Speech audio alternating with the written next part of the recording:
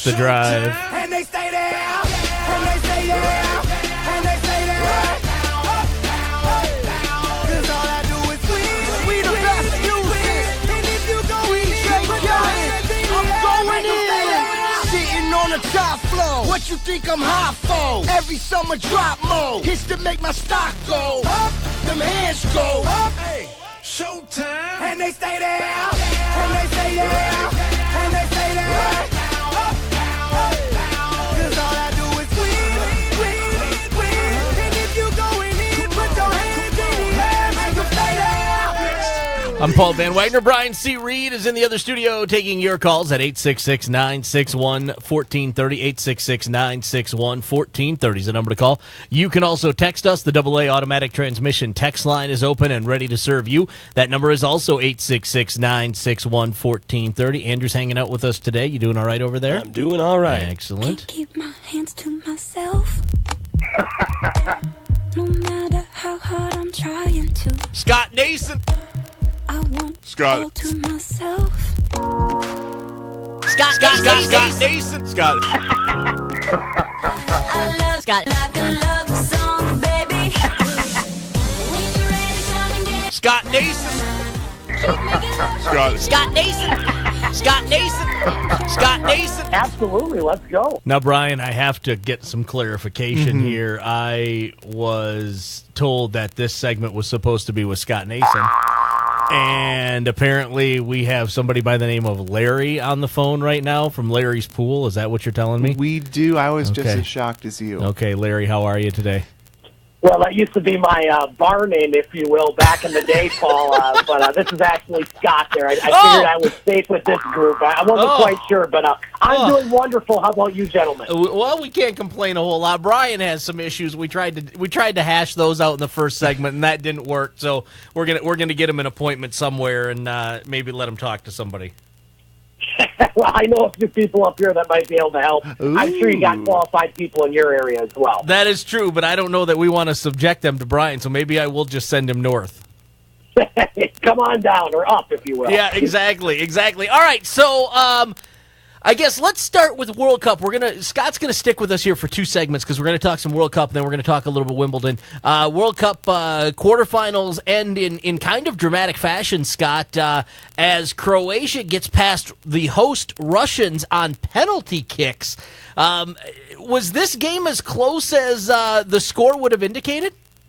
You know, it really was. It was very similar to the Spain game, except you had a lot more action and a lot more goals. The Spain-Russia game was 1-1, where I thought Spain controlled more of the play than maybe Croatia did in the quarterfinal against Russia. But Croatia, I mean, when they scored an extra time early, and again, in soccer, it's not sudden death overtime or golden goal, but you play the full 30 minutes, and then the Russians, with 5 minutes left, score on a corner kick, and at that point you thought, boy, you know, it's a coin flip. I actually thought Russia was going to win after that, but they missed the first penalty kick, and, you know, it's not just a crapshoot in penalty kicks. There is a certain amount of skill and confidence that needs to be presented by those that take these free kicks, and Croatia won both. They cruised through the first round, but they've had to go to penalty kicks 2 straight rounds, and we'll see how much they have left in the tank against an England team right now that just keeps looking better and better. Any truth to the rumor that Fedor Smolov and Mario Fernandez have disappeared from Russia?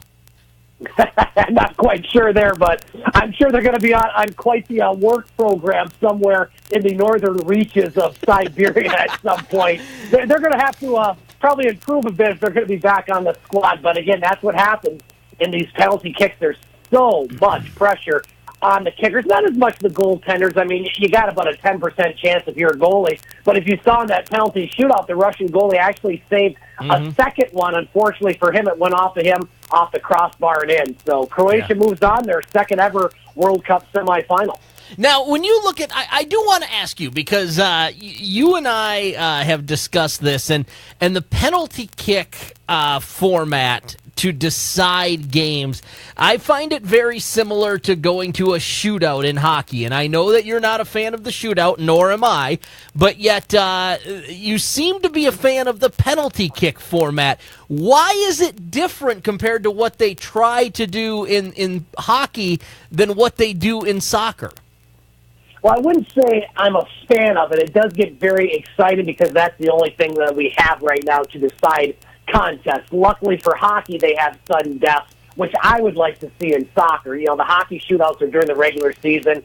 I'm not a fan of those, but they don't have them in the playoffs, which I'm a big fan of. With soccer, again, they don't have another way at this point to end the game, and so this is the best we got. It's very exciting. But they need to come up with something different at some point. Let them play extra time. Take a guy off every 5-10 minutes. You know, have it be 9-on-9, 8-on-8. At some point, somebody's going to score. I don't think it's asking too much of these athletes to maybe go an extra 20, 30 minutes. Easy for me to say not being out there, but I wish soccer would figure out a little better way to solve what's always been a problem. And penalty kicks haven't been around forever. I think the first time they were in the World Cup was 1982. So they've done it before. I think they can do it again. If you take guys off, if you go with that format, so let's just say for argument's sake, and we're trying to solve soccer's problems right here on the Drive on ESPN Blacksburg.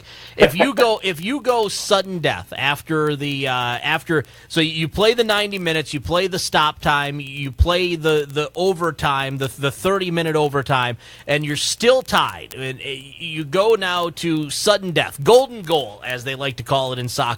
And I like your theory, Scott, where you start taking guys off the field. Every 5 minutes, you start playing another man down. At what point, though, I mean, if you get to 4-on-4, is that too much? I think it is, but it would be very fun to watch 4-on-4 on a big field. We're not talking indoor soccer where they're playing on a hockey rink. You're playing on a little bigger surface in these situations. I think at some point they'd have to stop it. I'd say, you know, just throwing a number out there, 6-on-6 or even 5-on-5 at the very least. And then maybe you have penalty kicks. But I think there just needs to be something added. You know, you're going to have penalty kicks deciding games at some point, but you need to have a little more that can be determined on the field and skill rather than just, you know, the penalty kicks or the shootouts. Now, have you ever had an opportunity to take a penalty kick playing soccer? Not in a professional sense or even youth soccer. I have with a few of my pals, and let me tell you, I suck. So just throw that out there. I can't hit the net. All right, well, then you will not be in my round of penalty kickers on my FIFA game. England defeats Sweden 2-0 to reach its third World Cup final. Interestingly enough, I didn't even realize this. There's another dude on England named Harry, and he scored the opening goal for England, the 13th player to score his first international goal at this World Cup. Yeah, it's not just Harry Kane. It's this entire England squad right now that just keeps looking better and better. And, you know, we talked about last week, or Friday, as a matter of fact, having England win that quarterfinal in a shootout was just something I think they had to go through to get to where they are now. And they were in control of that match pretty much throughout. Sweden kind of had that happy to be there attitude. They didn't really have a whole lot of chances, but they did have a few in the end, and the keeper there, Pickford, for England, the reason that they're in the semifinal was his heroics in the shootout against Colombia, and you look at that Croatia-England matchup, that's one that I don't think many people had drawn up at the beginning of the World Cup. I had Croatia as my dark horse. I thought they had a chance maybe to get to the quarters, maybe even semis. I don't think a whole lot of people had this England squad getting to where they're at right now, and the way they're playing and the way this matchup looks, I like their chances. I think England gets to the final. Yeah, you know, it's interesting. They almost feel like that team of destiny. They play Croatia on the 11th at 2 o'clock in the afternoon. France plays Belgium on the 10th at 2 o'clock in the afternoon. Scott, is there any advantage or disadvantage to playing the first game, the game on the 10th? Does the winner of that contest have an opportunity to maybe do something? Is it beneficial? I mean, it is because you get an extra day of rest. However, I think if you're Croatia, you're glad you're not playing the first matches because they've gone extra time and penalty kicks in their last two, so they're going to be the more tired team. England's very well rested. They rested a lot of players in their last match in group stage against Belgium. Ironically, you could have two teams from the same group in the World Cup final, and I actually think that's what's going to happen. So there is a little advantage for both teams, but, Belgium, the way they took out Brazil, this is the golden generation for Belgium, and they got a lot of players right in their prime right now. Eden Hazard, Kevin De Bruyne, Roman Lukaku, among others. They got Courtois and Net, a lot of Chelsea players there for you Chelsea fans out there. I think this is Belgium's time. I really do. I like this France team, but I think France is maybe going to be better next World Cup because they've got a lot of young guys that are overachieving right now, and that's going to be a fun matchup there, Belgium against France in St. Petersburg. Scott, Andrew here. Thinking back at these World Cup, I haven't watched all the games, but there have been some games where Me neither. I know. Well, you haven't watched many games at all, have you, Paul? but just thinking back to that Japan-Belgium game, Belgium was, on their back, down 2-0 in like the 60th minute, and it seemed like they were done, and Japan was going to advance. Obviously, they make the comeback. That obviously changes the entire course of the World Cup so far. Can you pick out a few moments that you have really stuck out to you that have really altered the course of the way this Cup has turned out? I think you said it right there, Belgium. This is a team that's underachieved over the last few European championships and World Cups, and they were down 2-0, and they were done. It reminded me of a team that wins the NCAA basketball tournament. They always have that one scare, it seems, somewhere along the line. Sometimes it's the first round, sometimes it's the semifinals, but there's usually always one game that they kind of stumble in, and I think that was Belgium's stuff, if you will, or stumble, there I go, got it there. But, that's one. I think England winning that penalty shootout against Colombia, I think that propels them to the finals, and it was just a lot of people right now are calling it the greatest World Cup ever, and, well, I haven't seen all of them because I'm not that old, but of the World Cups I've followed, and I've followed them pretty much since 1990 when the U.S. finally got back in there, which seems like a long time ago now. This by far has had the most excitement, the most drama, and really a lot of surprise because I don't think a whole lot of people had these four teams in the Final Four. Some had Belgium, a few had France, but this is a surprise. The big hitters, if you will, aren't quite there right now. Yeah, no Germany, no Brazil, among others. Harry Kane, you mentioned him just a few minutes ago, Scott, for England. 6 goals, no assists, 363 minutes. Obviously, the leader in the clubhouse at this point for the Golden Boot. Is it his to win at this point? It really is. If England gets to the final and they win, obviously he will. But, this is the guy that we've been waiting for, England fans, and I think we in this case, I've kind of adopted them as my team during this World Cup. But this is a guy that plays for Tottenham Hotspur that was just kind of on that cusp of becoming a superstar.